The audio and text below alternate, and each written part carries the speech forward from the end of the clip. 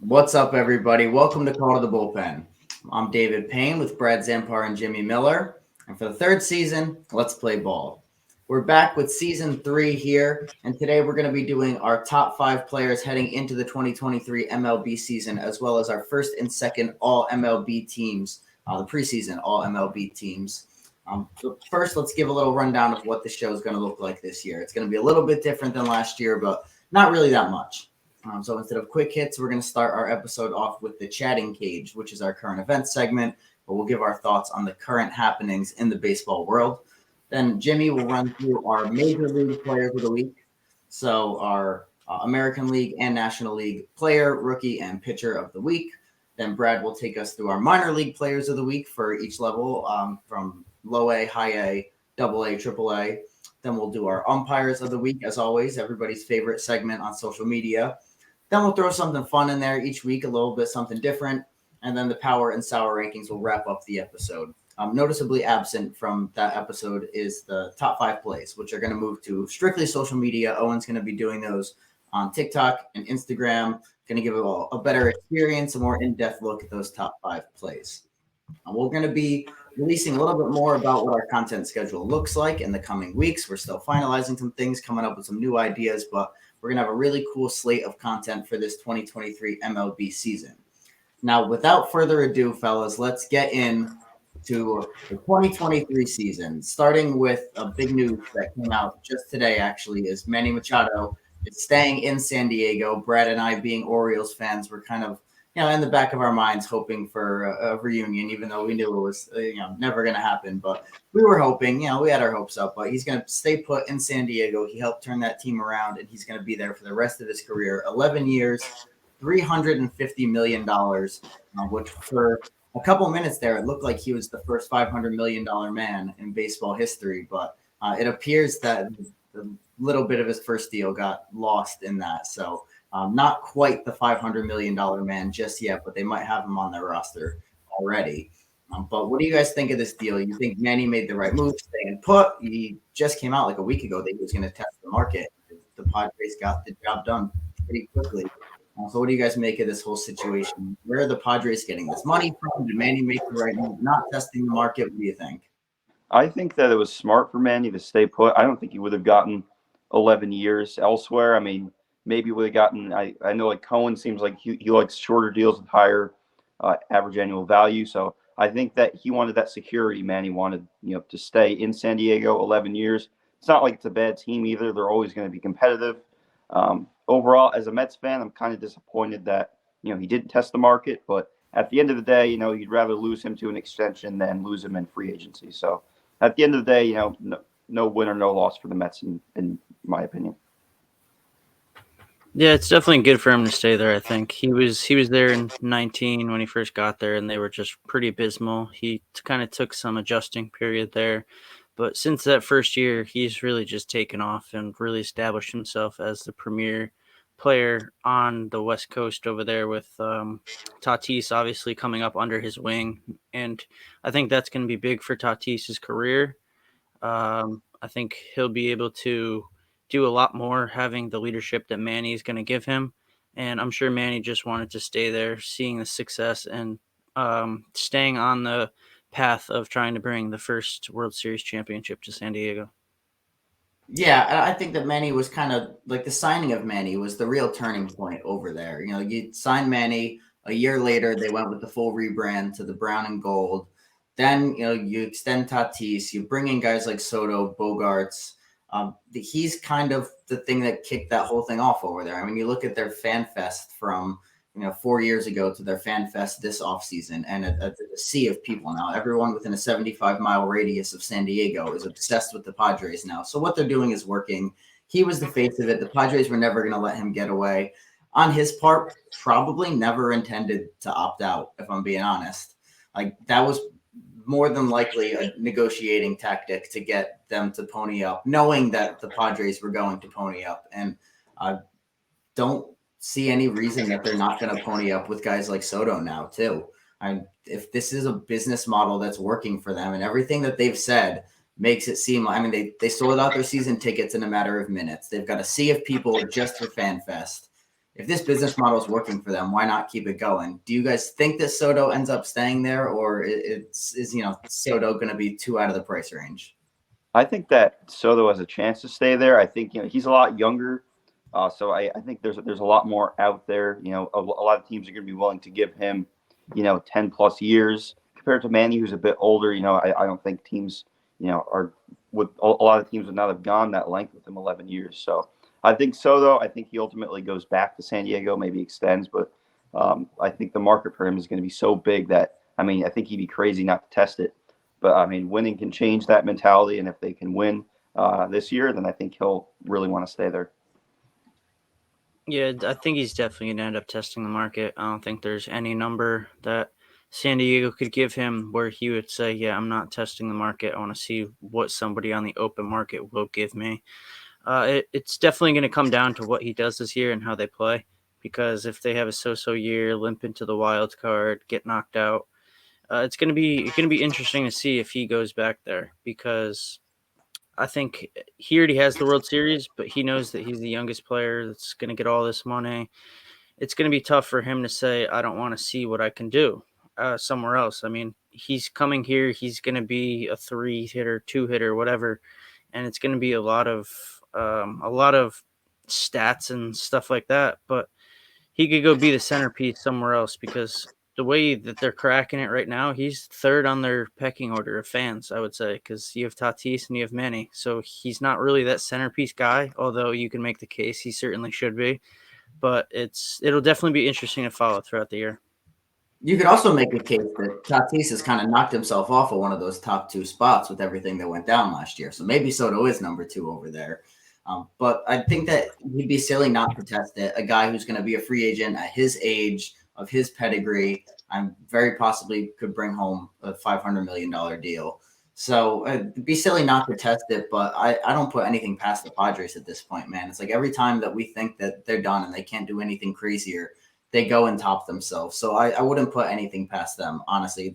Maybe they go out and they throw $900 million at a combo of Shohei and Soto. I honestly, I wouldn't be shocked to get the notification. Now, somebody who, along similar lines, every time that we think he screwed up the game of baseball, and can't screw it up anymore, screws it up more again. Rob Manfred's pitch clock is in effect now, and we've got our first taste of it. And I just want to get your guys' gut reactions. And we've only seen it for, really a day and a half of games. But what do you guys think based off of what you've seen so far of the 15-second pitch clock? I don't think it's terrible. I think there needs to be certain maybe limitations or restrictions to it. Like, I don't know, like later in the game, maybe don't have the pitch clock like 8th inning and on. I think, innings 1 through 5, it's fine. But I think the more high leverage situations, the later you get into games, you kind of want that back and forth, that strategy, not that, rushed pitch clock. So I think that they should find a way to kind of mediate the pitch clock and maybe make it so it's non-existent in the last 2 innings, or maybe in certain situations, kind of find that balance. Yeah, it's definitely going to be interesting. I don't want to judge it off of just the game and a half, day and a half of games, but for the players too. It'll be a couple weeks, maybe a month, where they start to get into the groove of like having to go. Like there's no really any downtime. You just got to go in there, have your at bat, and go. So that's another thing. It's going to be interesting to follow through the season, but I think there definitely needs to be some sort of regulation to it, because you're just taking away from the integrity of the game there. But the ending that we saw the other day in the Red Sox Braves game, where it was 3-2, bases loaded, bottom of the 9th. I feel like that's a huge outlier, and it just happened to happen. Like that was it. That was the one that ended the game. But I feel like that's a very rare situation that hopefully we don't ever see. I could see like why you would think that it's an outlier, but we're talking about almost 5,000 baseball games a year on the major league level. That's a lot of games, and that situation's going to come up. Like it might be a small percentage of the time, but even 10% of that is 48 games where you have a rough ending like that. That's a result of something like that. I think that it sucks that happened so early on into spring training too. If this was like the third week of the pitch clock games and that happens, then maybe it's a little bit easier to look at it and say, oh, this isn't going to be a problem all that much. But it was the second day. It was like the fifth game with the pitch clock that happened. So it's not a good start. And my first impression is just that it's not ready yet. I just don't think it's there. I don't think that enough testing, enough regulation with it, it's just not there yet. I think that similar to what Jimmy said, I cut it off after the seventh inning or something. If you really want to speed up the first seven, go for it. But the last two innings, you got to leave it off.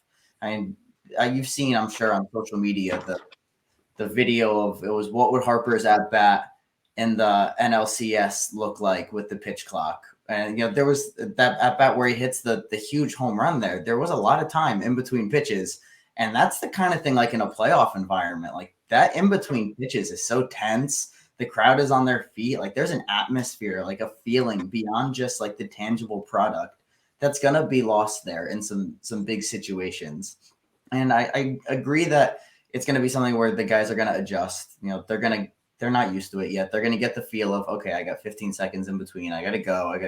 That's going to be fine on the player's end there. But you are sacrificing some strategy. You are sacrificing atmosphere. And in extreme cases like that, you're sacrificing literally the integrity of the game and the outcome of the game. So I'd like to see some kind of adjustment there. One thing I want to ask is if what the fuck was it?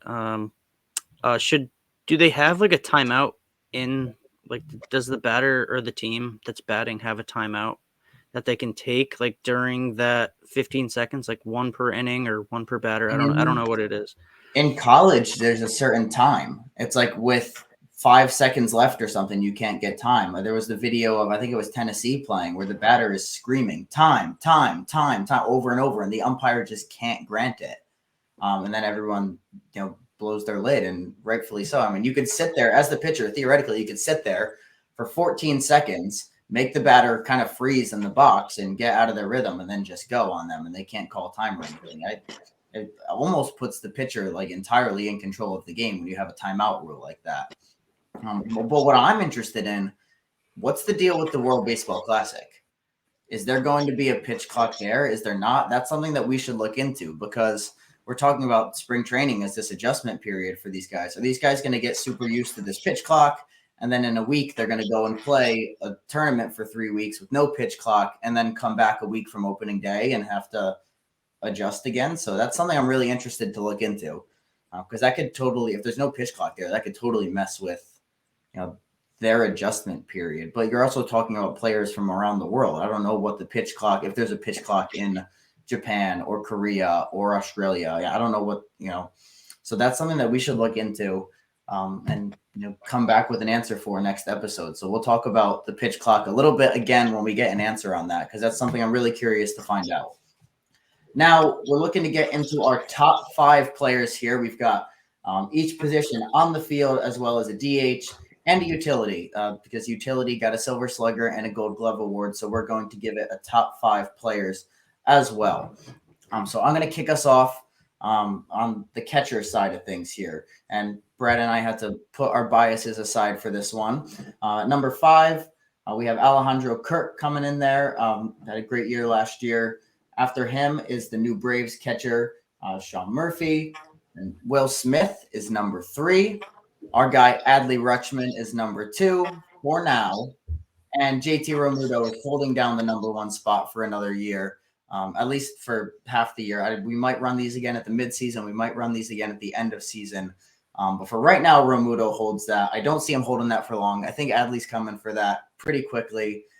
You're going to see what a full year of Adley Rutschman can do. But do you guys have any thoughts on the top 5 catchers list there? No, I mean, I think it's pretty good in the sense that, Will Smith, to me, he was the number 1 catcher going into 2023, but he kind of fell off.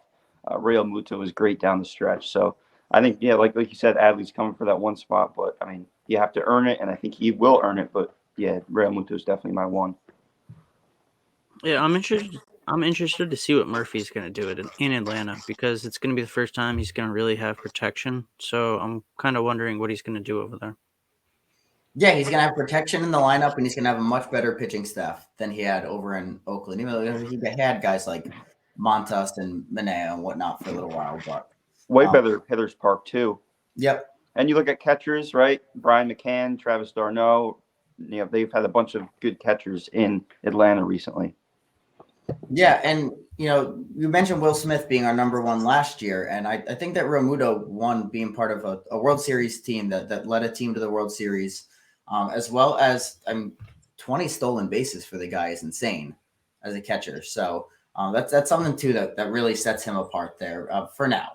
We're going to move to the first baseman now. We're at number 5. We've got another Atlanta Brave in Matt Olson. Jimmy's guy, Pete Alonso, Polar Pete, coming in as the number 4 first baseman. Vlad Jr. is our number 3 first baseman.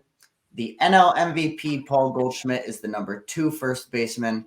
And the number 1 first baseman in baseball is Freddie Freeman of the Dodgers. A lot of people would put the MVP at number 1 automatically just after coming off the Triple Crown year. But when it comes down to it, Freddie is a couple years younger and just more consistent. He's consistently a 300 average guy. He's consistent. You know what you're getting from Freddie Freeman every year.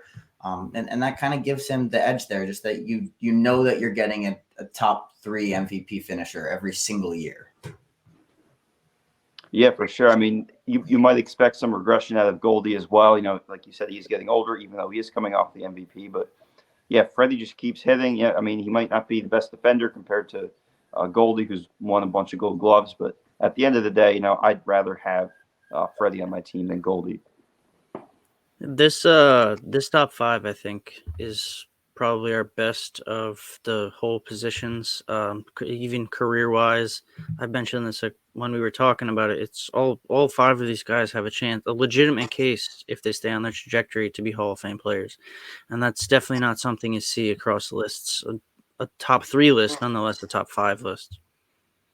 Yeah, I'd say that there's maybe one other position.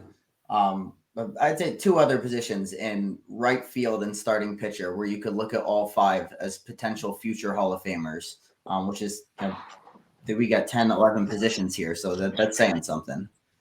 Now we'll move on to our second baseman coming in at number 5. This one hurts me a bit because I'm a hater for sure. I'm definitely a hater of Gleyber Torres, but I like what he's done since moving to second base. I think that he got an unfair shake of things playing shortstop for the New York Yankees, but he's our number 5 second baseman.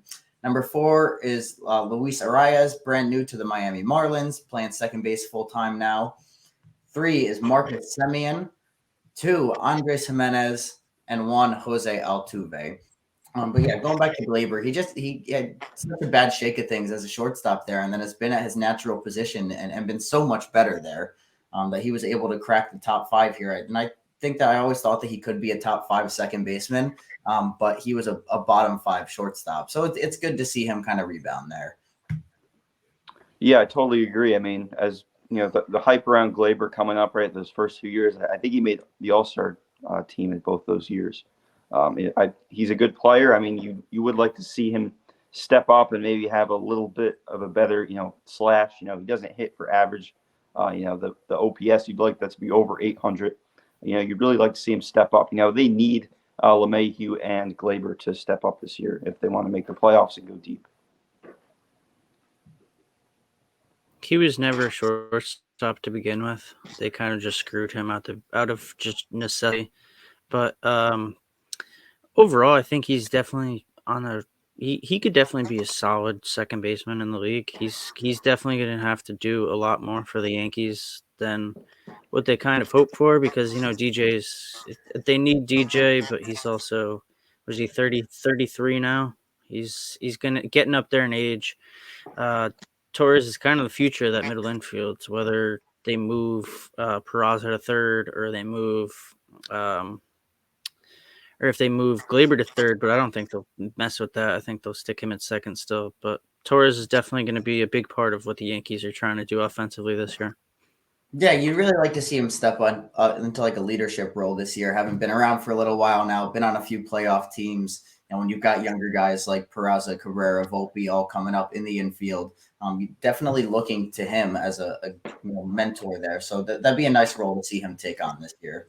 Now to another stacked position at shortstop, we've got number 5, Corey Seager, number 4, Frankie Lindor, number 3, Xander Bogaerts, number 2, Carlos Correa, and number 1, Trey Turner.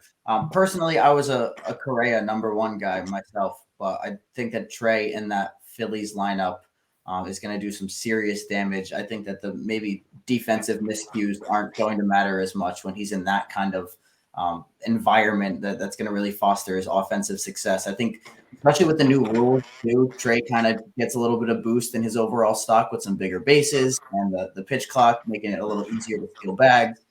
So I do see him getting a little bit of an uptick in value there. What do you guys think of the rest of the shortstop list? Yeah, man. Obviously, Correa, that crazy off season. I don't really think he wants to be in Minnesota, so that might affect his play compared to a guy like Turner, right? I mean, once a guy goes to Philly, they love it there. It seems, they have a great rapport there amongst teammates. A lot of star players there. So I think that Trey Turner is going to blossom in Philadelphia, and obviously Lindor at 4. You would like to see him get back to his old Cleveland days. Just a little better hitter than he is now. He's still a pretty solid overall player, but he used to be like a 290, 285, 290, 30, 35 home run guy. He's kind of fallen down a bit, but I really think that he could step up back to where he was this year. Yeah, that trade for the Mets when they traded for Lindor, it's really working out really good for both sides right now because they got Jimenez over there at second base turning into a star. Lindor obviously has that ability to be the number 1 shortstop in baseball every year. And then the Guardians also got Ahmed Rosario, who's no pushover at short and plays a little outfield as well. That trade is one of the most recent that's gone down as a win-win for both sides. Yeah, and I think Lindor is one of those players where, like you said, he could be the number 1 shortstop any given year, but he could also be the number 10 shortstop any given year, which is why he kind of falls into that mid-range 4 spot there, just because of the unpredictability there. But I do think that he's on an upward trend after kind of bouncing back last year. Now, rounding out our infield, we're going to our third baseman, number 5, newly extended Rafael Devers. Just ahead of him at number 4 is Austin Riley of the Braves. Number 3 is Jose Ramirez. 2, Nolan Arenado.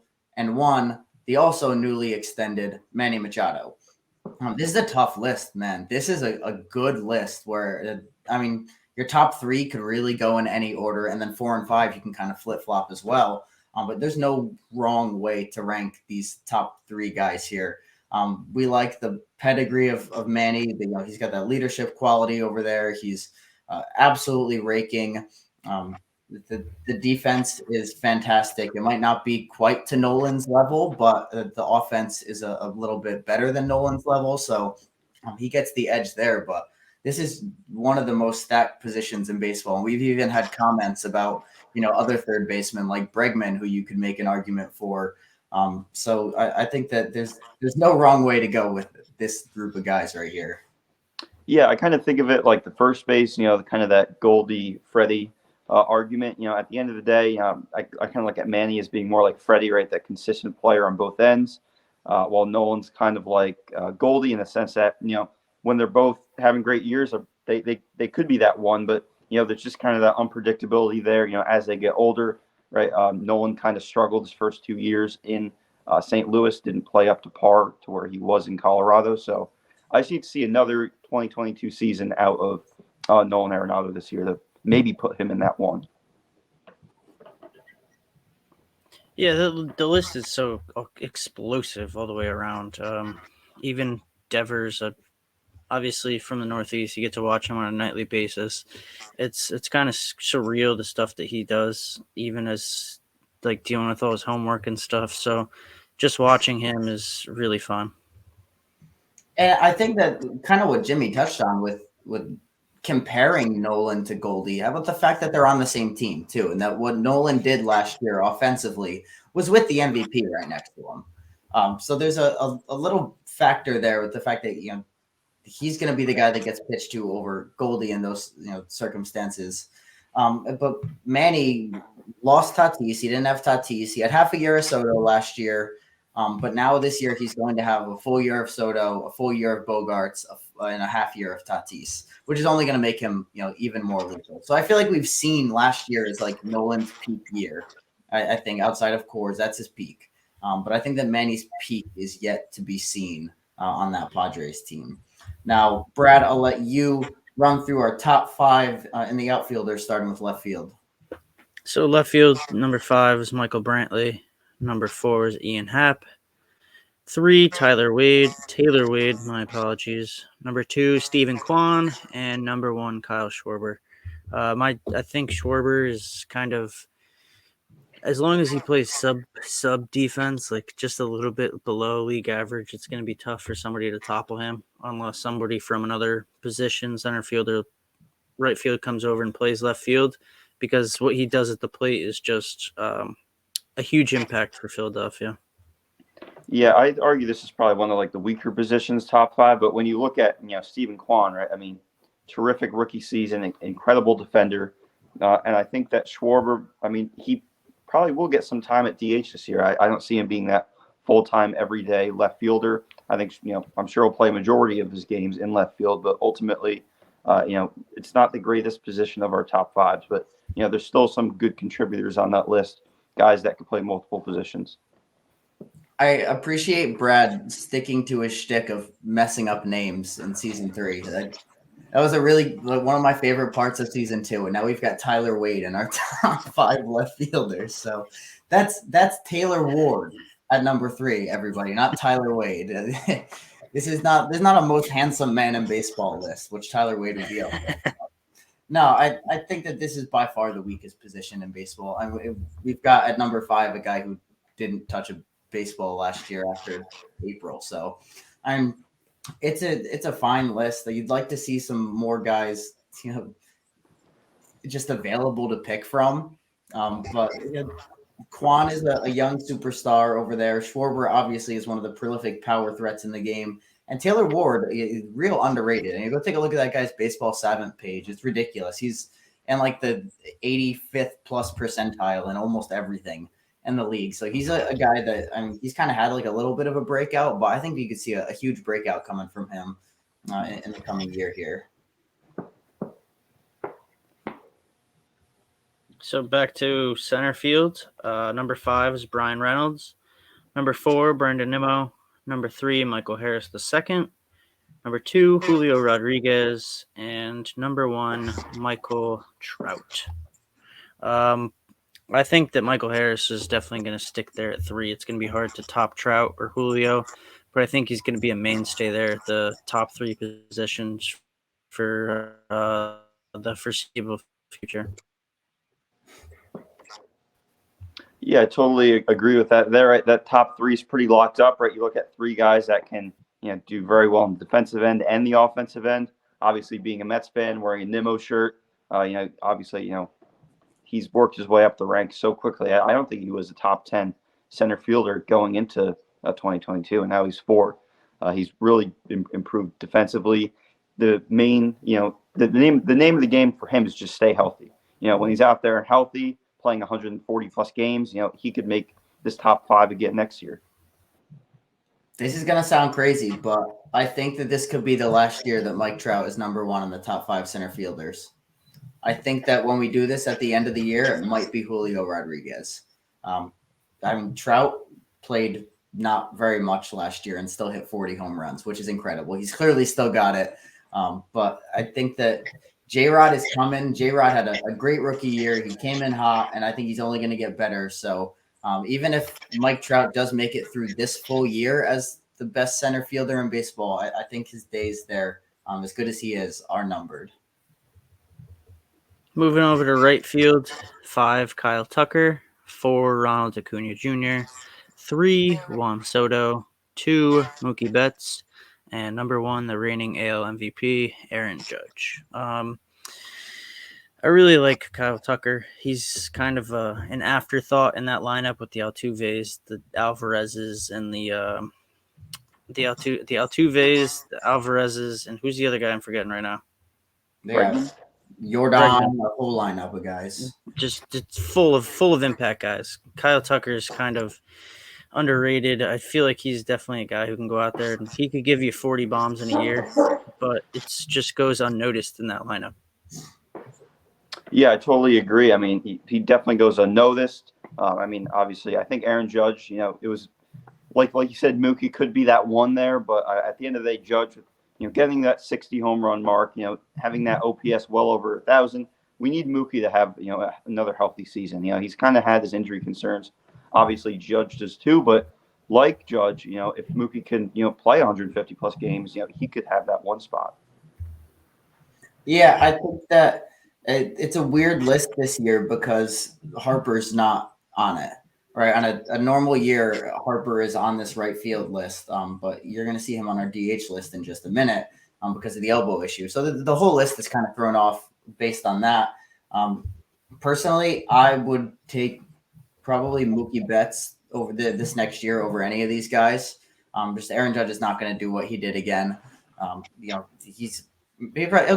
give him 40, but Aaron Judge is not going to do what he did again. Mookie Betts is your guy who's consistent, has the potential to put up 10 WAR in every given year.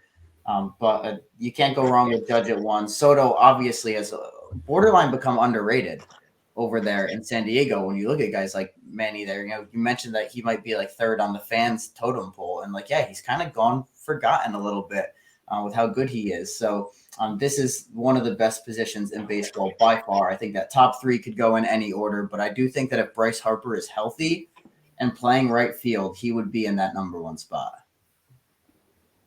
So moving over now to DH, we have JD Martinez coming in at 5, Giancarlo Stanton at 4, Bryce Harper, the aforementioned Harper, at 3, Shohei Ohtani at 2, and Yordan Alvarez at 1. Kind of, a weak position. I mean, not really a defensive position, obviously, but with JD Martinez, he's fallen off a ton. You have Harper who's going to miss some time, but I mean, I think that he could be a 1-2 there. Shohei kind of fell off a bit, but overall, you'd love to have any one of these 5 guys on your team. What are your thoughts, David? I think that it's tough to really rank DHs because there's not that many pure DHs. I mean, DHs, since it's become universal, has kind of become like a rest position where you'd use it to get your guys a break from being in the field and just keep their bat in the lineup. So you see guys funneling in and out of that DH spot so frequently now that, I mean, these are kind of the best 5 guys that you could pick out that are going to spend most of their time at DH. And even our number 1 with Yordan is going to spend 35-40% of the season in the field, in left field. But obviously we're looking at Shohei here as purely Shohei Ohtani, the hitter. This is not like an overall Shohei Ohtani ranking. So this is just his offensive prowess. And again, the whole list is thrown off by Harper missing half the year, because a full year of Bryce Harper, you got a real conversation there in the 1 spot with Yordan, just when it comes to offensive ability. So the Harper thing does throw it off, but I think that I'm pretty confident in the way that we rank these guys. Yeah, it's going to be interesting to see what JD Martinez does this year, because he was, I mean, through May, I think, a little bit through June, he was having a solid year. He had the power there, but then the Red Sox started to take a little tumble. Everybody kind of started scuffling. The team got a lot weaker with injuries and pitching just not being there. So it's going to be interesting to see what he does out in LA. He'll have a bit more protection, I think, than what the Red Sox lineup offered him. So it'd be interesting to see if he rebounds a bit. So moving to the utility position, as David said before, they can now have, win a Gold Glove and have, Silver Sluggers for those guys that can play multiple positions. So at 5, you have Brendan Donovan, a rookie that stepped up in a big way for the Cardinals. Tommy Edman at 4, Brandon Drury at 3, a guy with a breakout year, always kind of had that potential, kind of looks like Mike Trout a bit in his stance.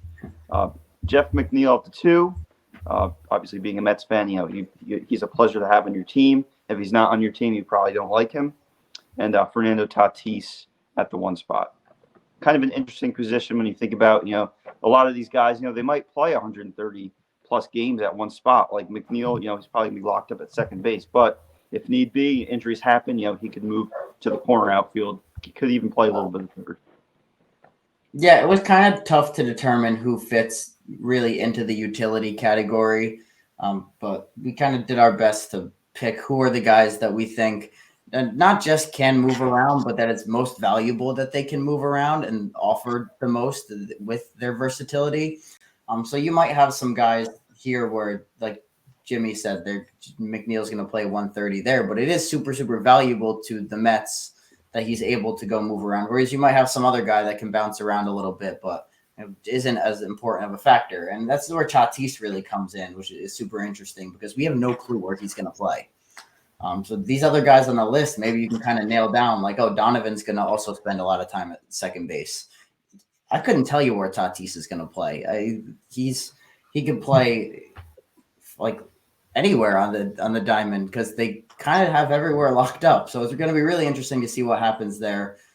But interesting to have utility as like an official position these days.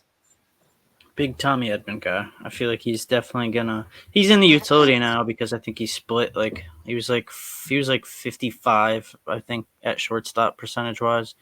But I think he's really gonna lock down being like a turnover face of the franchise for the Cardinals behind Goldschmidt and behind Arenado. He's just really, really good player.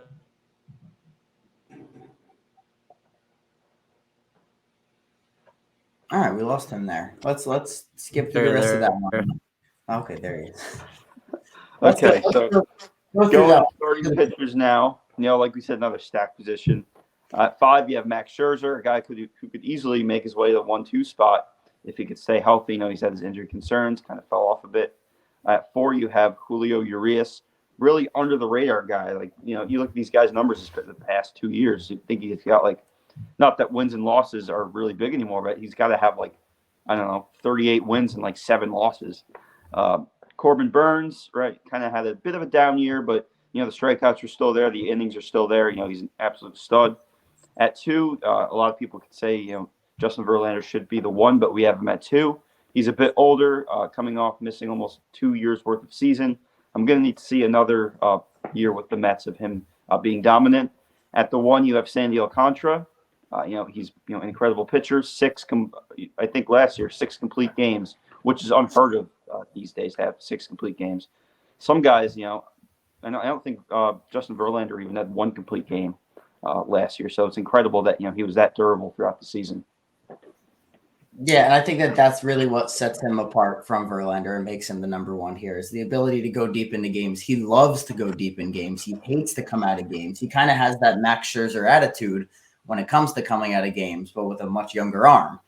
So his longevity, what he means to be able to save the Marlins bullpen there, that's all super huge. And this list is disgusting, man. When your number 5 pitcher had a 2.29 ERA and a sub-1 WHIP, this list is filthy. So I'd love to see what this rotation could do over a full season.